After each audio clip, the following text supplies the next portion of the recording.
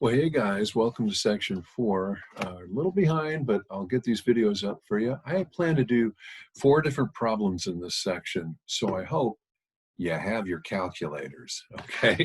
So there are going to be 2 rate times time equals distance problems. There's going to be, I think, whatever. I'm going to scroll down this thing and find them. There's going to kayak raise, mixing, and finally interest rate problems, okay? I'll do one video for each problem so you can just kind of jump to each and try to label them right, okay? Like rate times time equals distance, problem number 1 or whatever. Okay, so let's read this one together. Ina and Jana, or Jana, live 385 miles apart. You know what I was doing in class was right away starting to think, I'm going to work on this. It looks like it's a rate times time equals distance. And typically what Weber was doing was boxing things in. Okay, you never know, but that's a good first step. So I'm there. They're 385 miles apart and would like to meet somewhere in between their houses and then go to a restaurant for lunch. Oh, it's only 385 miles apart. Hey, let's meet for lunch. Anyway, if Ina drives 60 miles per hour and Jana drives 50 miles per hour, how long will it take for them to meet? So they're going from one point to another point, and one's going slightly faster, and the question is, how long will it take? Which only math can tell you. So you can't kind of wing that one. So what we'll do is we'll just basically, if I'm doing a test or if I'm you guys, I'd be going, well, there's going to be an Ina and a Jana. And I know that they told us let's put this color, I guess. Ina is driving how fast? She's going 60 and Jana's 50. So that goes here and that goes here.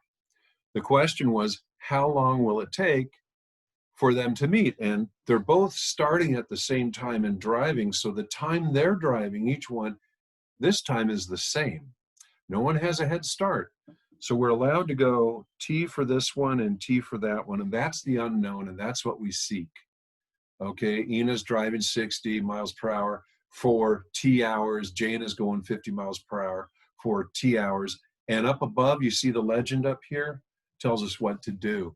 Take the rate times the time, that's the distance. So Ina's distance is 60t.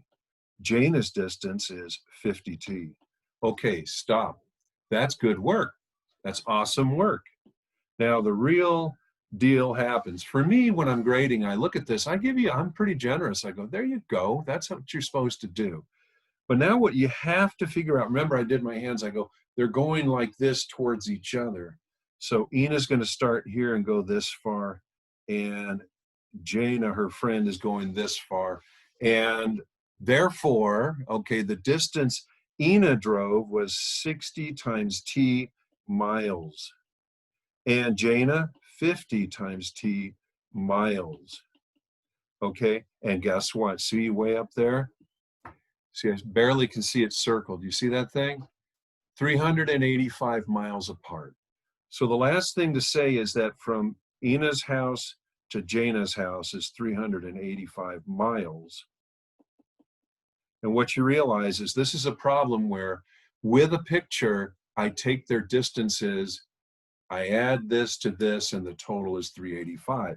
You see, you can think about it, you can pause, but the equation becomes 60t plus 50t has to be 385 miles.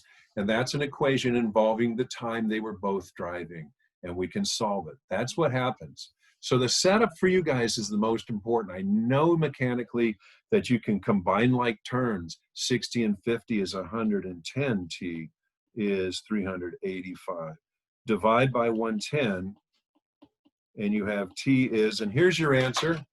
I'm going to take my calculator out and go 385 divided by 110, pretend I'm a student, and it says 3.5. So 3.5. Last point is for answering with style. How long does it take? 3.5 hours. And that's all she wrote on this problem. And for this video, we'll move on to the next one. Okay, play it again until you get it.